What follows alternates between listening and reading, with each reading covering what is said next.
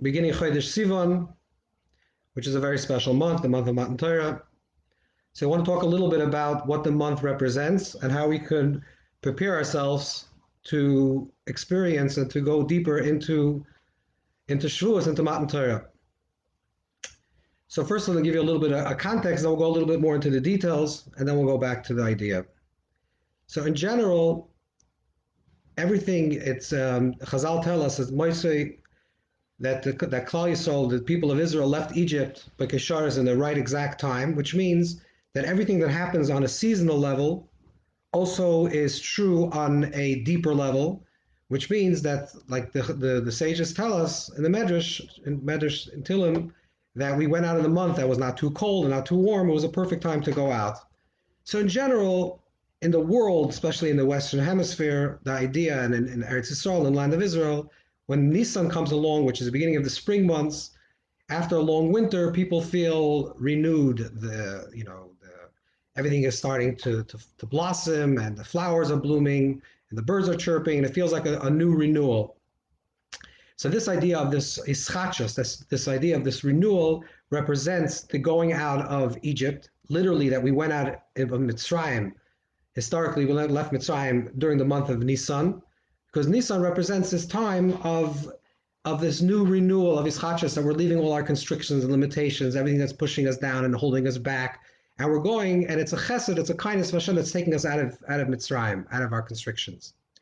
Then there's a next level of that.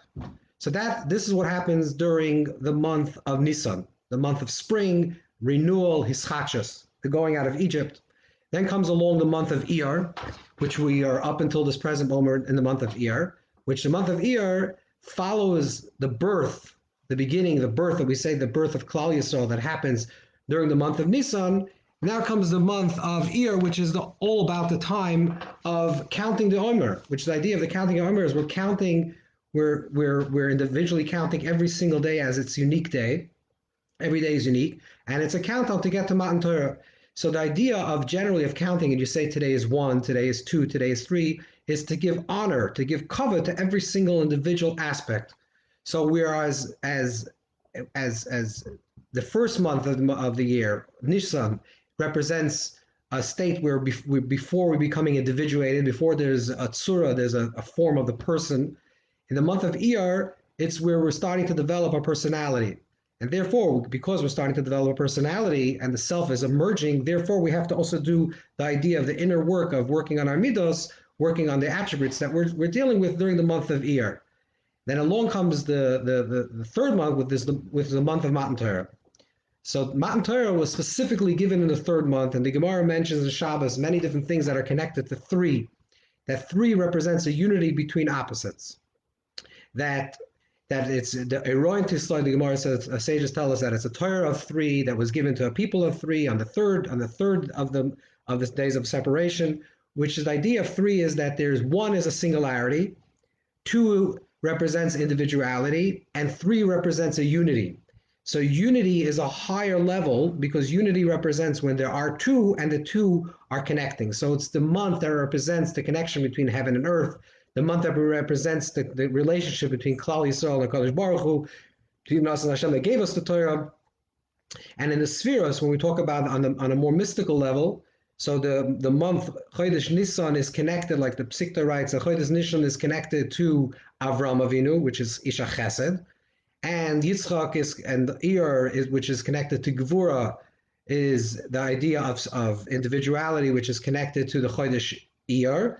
And the third month of the year is connected to Tiferes, which represents the quality of Yaakov Avinu, which is Mitas Shleim. The idea of Yaakov is Tiferes, which is a blending and bringing all of this together.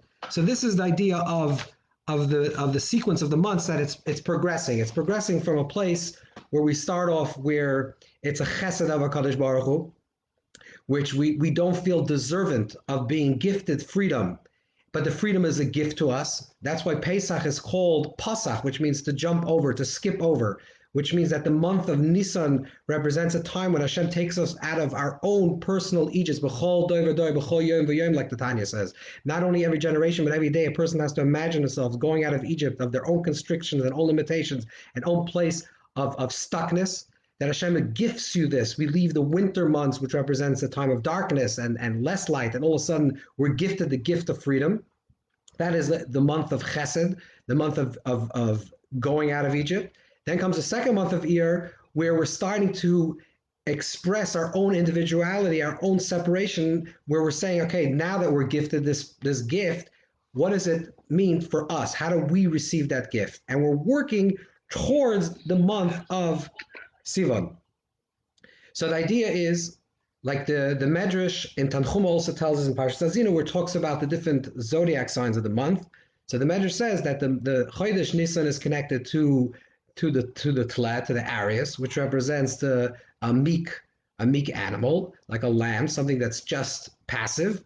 Chodesh Iyar represents the Shoyer, which is the bull, which is an aggressive animal. So it's the developmental level, going from a meek state where we're just receiving to a state where we're deserving and working on ourselves. Then comes Chodesh, the final month, the month that we're in now, which is Chodesh Sivan, which is Ta'imim. Ta'imim is the idea of unity. The mazel of Ta'imim is twins. So the idea of Ta'imim means that there's a pairing of two. And this is the avodah in general of Chodesh Sivan. The work, the spiritual work that we have to do in the month of Sivan is about this movement. There's a letter sequence that the Arizal talks about, and it's brought down in many svarim to Mechavan also to have an intention for this month, that there are different variations of the Yud Kei Vav Kei, the four letters name of Hashem. So this month it's Yud Vav Hey Hey. Yud Vav Hey Hey means that it's the two masculine on one side and the two feminine on the other side, which also represents this idea of ta'imim, of a unity between these two opposites. It's also the month that's connected to the letter Zion, which the Zion also represents movement, like the zigzag of the Zion represents the movement.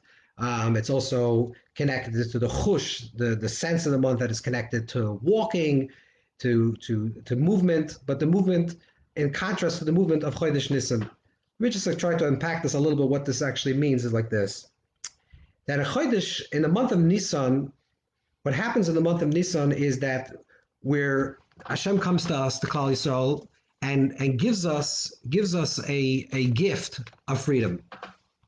What does it mean that it gives us a gift of freedom? That means even if we're not deserving, and even though we don't work in our own personal lives to receive it, Pasach Hashem skips over and it reveals to us what is called in Sifra Soida is called Godless, or Godless Reshoring, or Godless Sheni, which means that Hashem gifts us on the night of the Seder night, that He gives us this possibility of clarity, of connectiveness, of knowing what our purpose is and what we're here in this world for. This is the real idea of going out of Egypt.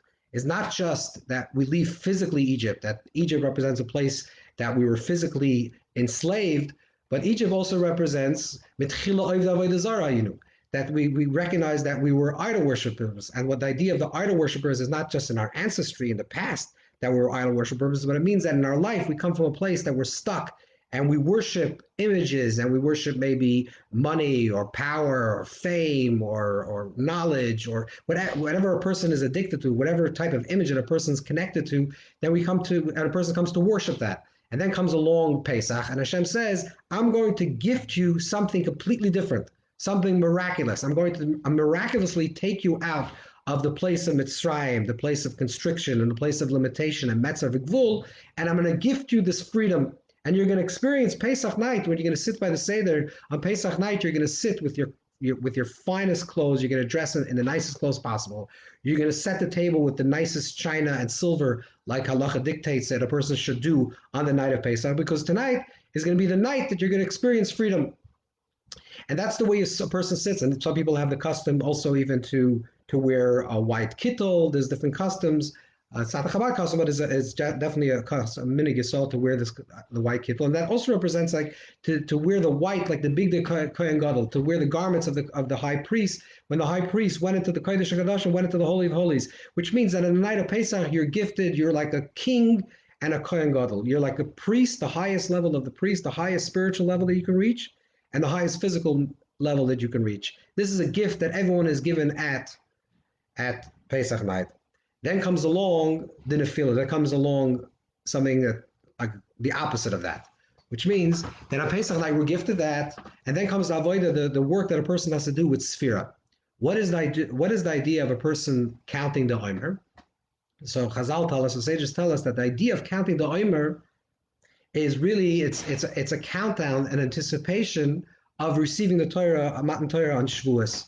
That when Klal Yisrael left Mitzrayim, they knew that the purpose of them leaving Mitzrayim is Tavlunus Alakim Al-Harazet. The entire purpose of the going out of Mitzrayim was that they should reach Matan Torah, they reach a place of their redemption, of their, not only of their redemption, of that they should experience revelation. So they were yearning and desiring. They had a chukka, they had a desire to reach that place. And when a person desires something, so when a person desires to achieve something, they long for it, they yearn for it. So we're yearning to get to the place. So in a way, what we experienced on Pesach night in the month of Nisan, which was a gift that was given to us, despite the fact that where we were, and despite the fact that halol avodah zarah, halol avodah zarah, that we were idol worshippers and other people were idol worshippers, and yet Hashem chose us, Hashem chose us and gifted us this possibility of freedom. Then comes the harder avodah, which is the harder spiritual work, which is the work that we have to do during the month, predominantly during the month of Iyar, which we're counting the Omer, we're counting down to get to the place of Shavuos and Matan Torah. And what is the idea of the counting? The counting creates the tshuka. The counting creates the desire, the longing, the yearning to get to that place. Because when you're gifted something, think about this in a metaphor in anything in life. Let's say you take a child and you give them the biggest gift possible to this child, but the child never desired that gift. You know that this is the gift, and the child even maybe experiences the gift while you give him the gift. But if the child did not desire the gift, did not long for the gift, and did not work for the gift, then it becomes namadik sufa, it becomes shameful bread and becomes cheap, and the child breaks it because they don't really experience what they give them a special toy that you really spent a lot of time and effort to figure out what is the exact toy that this child wants, but the child never asked for it, and the child didn't work for it, that child didn't make their beds or get allowances in order to have enough money to get this toy or this gift. And this is not just with a child, it's also interpersonally with any type of relationship. When you're gifted something that you don't deserve or you didn't work for it and you didn't desire it, and you didn't long for it, you enjoy it while you have it, but you don't appreciate it. And because you don't appreciate it, you lose it. And this is exactly what happens on Pesach night. On Pesach, we're gifted the possibility of freedom. We're gifted the possibility of clarity, that we should have emunah, that we eat the bread of faith and the bread of healing. We achieve all these things, but everything that is given to us, it's gifted to us. We just have to arrive at the Seder, and it's downloaded to us, so to speak, and we receive it. And then the next day after the Seder, which is the second day of Pesach, we feel lost. We feel like bereft. We feel like we experienced something and we lost it. So what's the tachlis? What is the intention? Hashem says, okay, now that you know what you could experience and what is the possibility of what you can experience, because you have experienced it already. You experienced it already on Pesach night.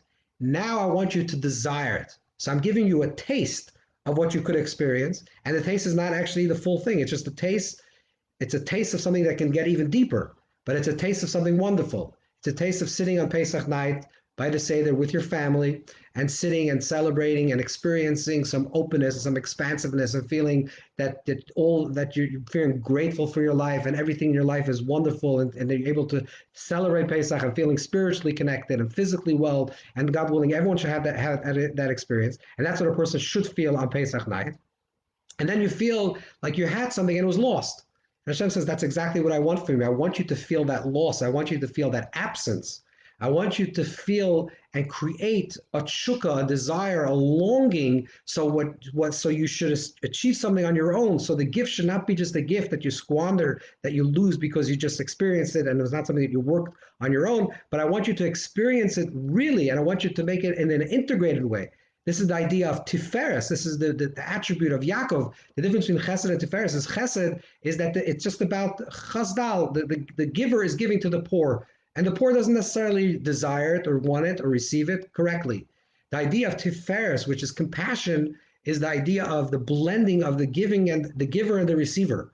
That means, like we said in the tzura, in the form of the letter information of the month of Sivan, it's the Yud Vav, which is the mashpia, the giver, that's giving, like the Zion, the two zigzag. That it's the movement of the mashpia and the makabel are standing. The giver and the receiver are standing in opposition to each other, like toimim, like twins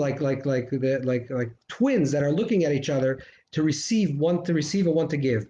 This is what we have to work on. So the whole avoid of Chodesh Iyar, what is the whole spiritual work of the month of Iyar? To create longing, to create desire, to know that we experienced something and we lost it. And because we experienced and we felt it in our bones, we viscerally experienced that experience and we lost it, we desire it stronger. And the tshuka, the longing for that, is actually what opens us up to something that is much bigger than the thing itself.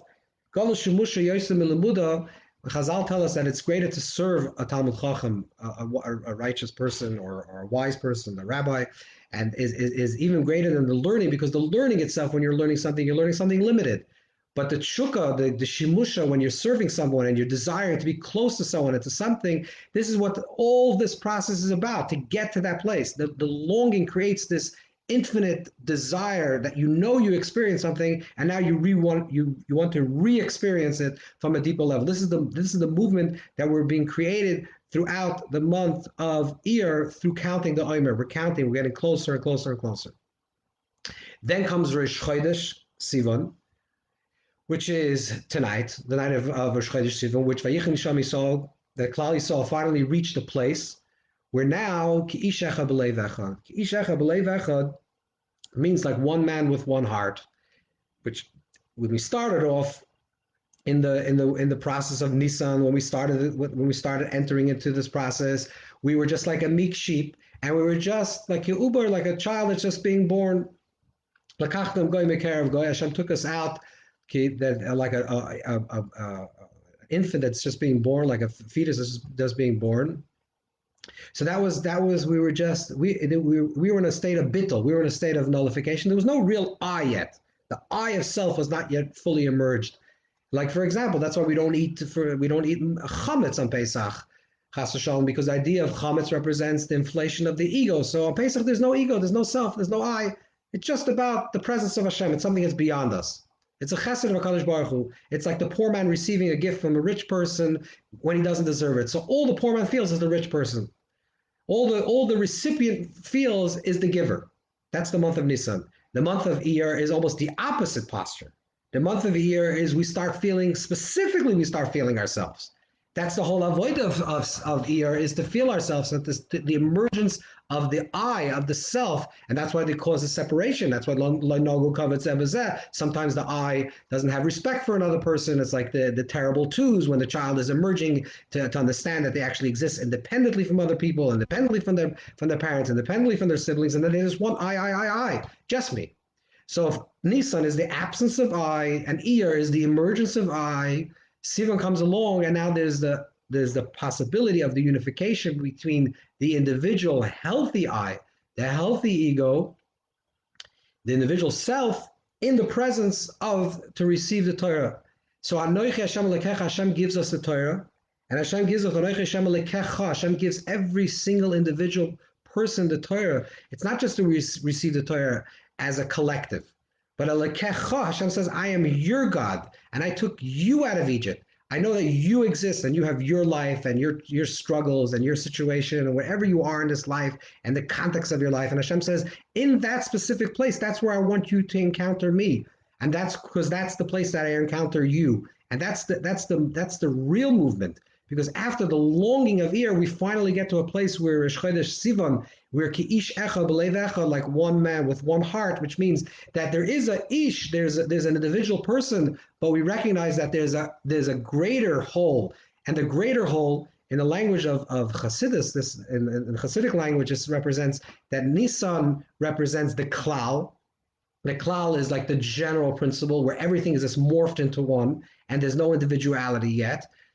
Iyar is the avodah, the work, the spiritual work of the prat, of the individuality, the emergence of self and the yearning of self, and saying, what do I want? What do I long for? I long to receive the Torah. I long to go out of Mitzrayim, to go out of Egypt. I long to be connected with something that's higher. I long for clarity in my life. I long to feel connected with HaKadosh Baruch Hu. I long to feel connected with Klal Yisrael. I yearn to become the person that I could become, to become the person that I was created to become. This is what we have in the month of Iyar. And then in the month of Sivan, that's the prat, that's the individuality.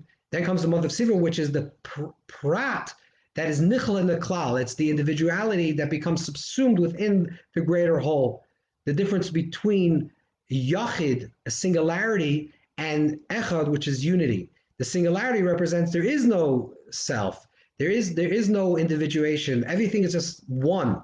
Then comes the month of Iyar, which is the individuation of self. Then comes the month of Sivan, which is the complete emergence of the self within the context of something that's greater. But the self is always present. That's why Hashem says, I want to encounter you. I am your God that took you out of Egypt, not this Klal Yisrael of Egypt, and not just something that happened in the past, but that's happening every single day, and certainly happening in the month of Sivan, where we're standing now. We're standing in the Ki'ishacha B'Lev Echad. We're standing now in the beginning process of Matan Torah, the receiving of the Torah, which will be, God willing, in the next few days. And that's the month that the Sefer Yetzirah says is connected specifically with the left leg. The right leg is the month of Nisan. The left leg is connected to the month of Sivan. What does that represent? The right leg represents someone that's skipping over, like you skip and you jump. So you do it with one leg, you leapfrog, you go to a higher place through one leg. The left leg represents already when you're walking and there's balance. That's the full balance of the avodah. The real spiritual work is not just to receive a gift from above. It's not just to yearn for something, to long for it, but it's to have the longing and the tshuka together with the receiving. And this is what actually happens on Rosh Chodesh Sivan. So the Chazal say that the first few days when they got to Matan Torah, that they didn't receive anything. So it doesn't mean that they didn't receive it. They received something. They received the presence of being present in the process of growth. And this is the highest level of integration that we're supposed to achieve in this month of Sivan. So the Eibusher should give us all strength that as we're entering into Chodesh Sivan, we should open ourselves and to understand that Kabbalah Torah, the receiving of the Torah, is Matan Torah, there's the giving of Torah, and then there's Kabbalah Torah, the receiving of the Torah. Hashem gives us the Torah.